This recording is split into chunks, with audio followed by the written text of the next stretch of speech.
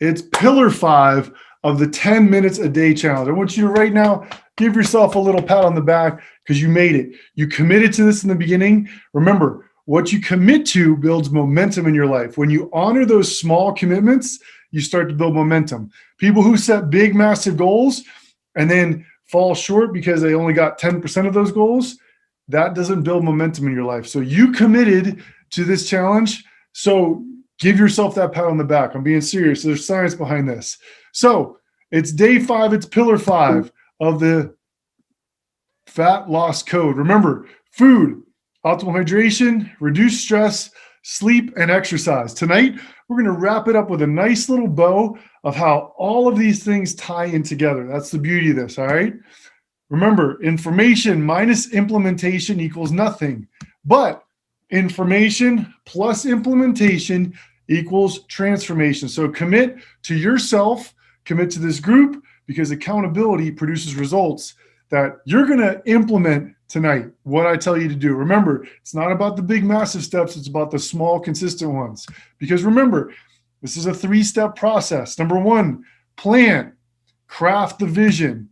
That's why you have the 90-day purpose trainer. If you don't have that, go into the comment section, the information section on this post, and you'll see the fat loss code. You'll be able to download that and get the 90-day purpose trainer as your bonus as well. Number 2, guys, plant. Create the pathway. If you're working 120 hours in the week, you don't have the pathway to focus on your health and your fitness. Same thing. If you want to save money for the year, but you don't have a plan for it, you don't have the pathway. So I'm giving you the pathway. I'm giving you the strategy. It's the fat loss code. Now it's up to you to take action and to be an implementer. And then you just trust the process. Take action consistently. Remember this, guys. Small, consistent steps compound over time and equal massive results. Because the farmer has belief that the plant is going to grow. That's why he sows his seed. Then he just has patience in the process. That's the challenge, guys, is that it takes patience to accomplish what you want in your life. So remember this, vision brings clarity. Create your vision, though, from a place of, I already have achieved this. I'm already the weight I want to have in my life. I'm already generating the income that I want for my life. I already have the relationships I want. Envision yourself from that place, and that's where we truly can create from. Because with clarity, you know how to follow a proven strategy or a system, which when you have that system, it builds belief.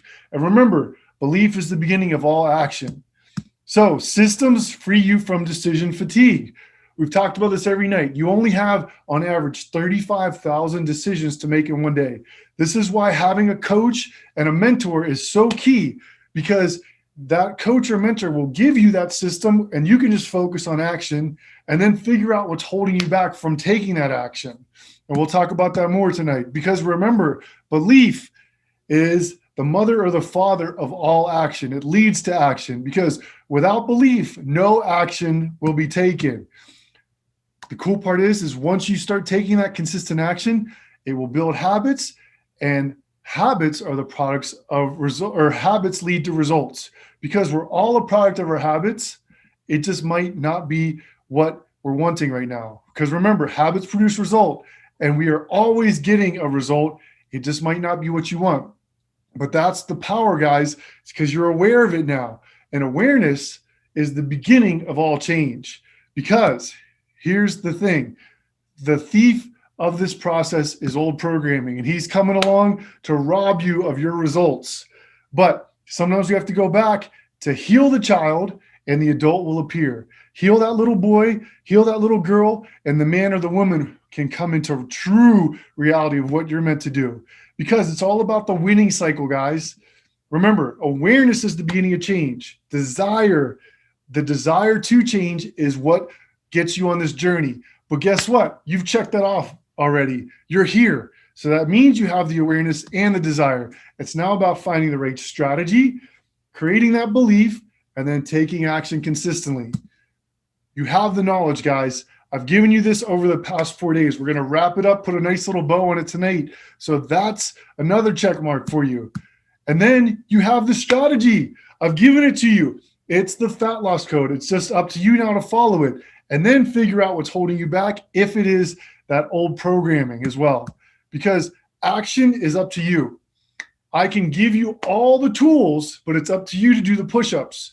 You can outsource everything in life but the push-ups. And then if you're not getting the results you want, review this cycle.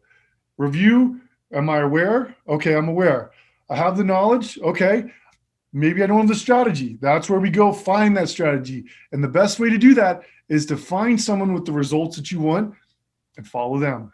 That's the beautiful thing. So if you ever are not getting the results you want, go back to this winning cycle and figure out where, the cycle is broken. So here, guys, it's day 5. Pillar 5, it's exercise. Now, there is a reason I kept exercise last. And it's not just because it's my last name. It just worked out that way. But most people focus on fitness. I just got to work out more. And they think they're going to hit all their goals. That's part of it, but it's the last piece. Remember, the easiest way to lose body fat is day 2, optimal hydration, and day 4, sleep. Those are 2 free things. If you don't get anything else from this challenge, focus on those 2 things and you will see change in your life. I promise you that. But here's the cool thing, guys, of how exercise is affecting your body. You ready for this? I talked about on day 3 about reducing stress and what those chemicals are doing in your body. Well, here's what exercise is doing to your body. So what are workouts actually doing inside your body? If you're excited for this, drop I am fired up in the chat right now and let me know you're feeling this. Also, too, guys, drop your questions as they come up in the chat and I'll come back at the end of the training and go through this. So remember this, y'all. I said this in the beginning. Motion creates emotion. So if you're feeling down, remember, move your body. If you're in a rut, move your butt. So when you feel good, you'll want to do more of something, right?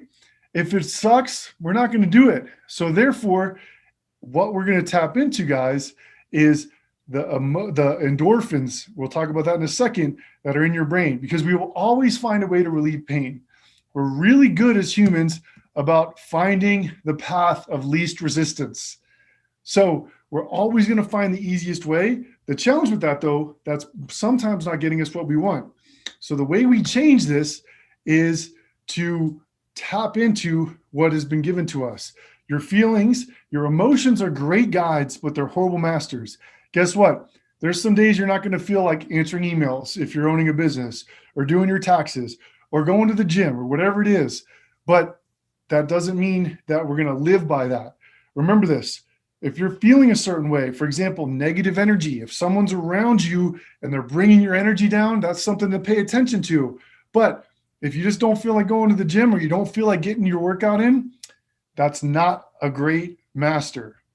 It's a good guide. It's a horrible master. It's a horrible thing to live by. But the cool thing is, y'all, God in his infinite wisdom gave us endorphins to override this. Have you guys ever heard or experienced yourself what's called runner's high? You know, when you're running, say 5 miles, you get through mile 1 and it's just like you're dying. But then you get to mile 2, 3, you start to get the second wind, as they call it as well. That's what endorphins are. That's what is called the runner's high. So how do endorphins affect your body? Remember, when you do something that might not feel good, your brain will release endorphins, and this gets you over those feelings. So training intensity affects endorphin release, meaning how hard you're training.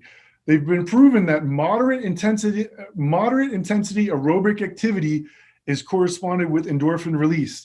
So unfortunately, going for your walk might make you feel good. It might help you release some serotonin, like we talked about on day 3, but it's not going to help you release endorphins. So strength training is optimal for fat loss and longevity because you're building muscle and you're going to be burning fat at the same time. So this also boosts testosterone when you have that moderate intensity training. Remember, there's 2 types of training. There's aerobic and anaerobic. So that moderate intensity to high intensity is going to shift you from aerobic, meaning like jogging, to anaerobic, meaning like sprinting. Does that make sense? If you're following me, drop "I got you, Nate" in the chat right now, so I know you guys are following along. But here's the thing, ladies, don't get scared of this. You need testosterone too, because testosterone is key in building muscle. The more muscle mass you have, the more calories you're going to burn throughout your day. And therefore, that means you're going to be a bigger engine, essentially. Think about it. A V12 engine takes more gas than a V2 engine. So when you build more muscle in your body, that means you're going to burn more calories. That's why calories are first and foremost in this whole process. That's why we started day one with your calories. So in addition to decreased feelings of pain, secretion of endorphins leads to feelings of euphoria. It helps modulate your appetite, and it releases the sex hormones, testosterone, and enhances the immune response. So if you want to boost your immune system, one of the best ways to do it is moderate intense training. So with high endorphin levels, we feel less pain and have fewer negative effects of stress, like we talked about on day 3. If you're in a rut, move your butt. Remember, movement, guys, is medicine. So the ways to naturally boost endorphins. You want to hear these? Number 1, regular exercise. Bet you're surprised there. So getting into a habit of fitness is the baseline, is the bottom foundation that helps motivate you for all the other 4 pillars of the fat loss code. Does that make sense? So getting into this regular exercise routine is going to motivate you for the other 4, because you're going to feel better. You're going to start, as you're releasing endorphins, you're going to want to do more of that. And then you're going to be motivated to do this as well. Giving. When you give back, it releases endorphins. This is why I always say the greatest givers are the greatest gainers. And if you want a new result in your life, giving towards someone, just energy even, or just a kind word, is one of the best ways that you can start to attract that into your life. Yoga and meditation. Talked about that in day 3 and how to relieve stress as well. So yoga and meditation, it doesn't just have, the benefits of releasing serotonin. This is also releasing endorphins. That's the cool thing. Spicy foods. For all you Mexicanos out there, you're in luck. It helps releasing endorphins. But this is also why you sweat when you eat spicy foods. Dark chocolate in moderation. Love dark chocolate, but it helps you feel better. This is also the feel-good part of food. This is also why it's imperative to track your food first and foremost, because when you're feeling down, this is why chocolate will make you feel much better. And then last but not least, laughter is good medicine. You've heard that before. And so this is why it's so imperative to get the fitness pillar down, because it's going to benefit you in every other aspect. Guys, 10 minutes a day will change your life. I told you at the beginning of this challenge, you can master the fat loss code in just 10 minutes a day. 10 minutes for food, 10 minutes for optimal hydration, 10 minutes for reducing stress, 10 minutes for sleep, and 10 minutes for exercise. This is why I encourage you to always do intense exercise over long exercise, because it's releasing your endorphins, boosting testosterone in your body, which helps you build muscle and burn fat at the same time. Is this all making sense? Do you guys see how I just didn't pull this out of my behind and just throw this on paper, but this has science behind it. This is a system to follow that will get you results if you take action, you implement, and you follow it. So my recommendation for you all is high intensity interval training. Now, before you get scared, maybe you're just starting this journey. I don't mean to put max squat rate on the bar and go as hard as you possibly can. This is, getting your heart rate up above 150 beats per minute for those 10 minutes. Keeping your heart rate elevated is going to change those hormone levels, release those endorphins. You're going to feel better and your body's going to change. This is about training to your level. This isn't about competing with someone who you're seeing, competing with me, whatever. It's about doing your best every single day. It's about being able to look yourself in the mirror and say, you know what? I might have had a rough day, but I gave it my all. This is also why I'd encourage you to do your training in the morning, because as you release endorphins, it's going to help the rest of your day. You're going to be better for everything else. Remember, movement is medicine, and motion creates emotion, meaning you're feeling low and you're a low vibration. Change your state, move your body, and you're going to feel better.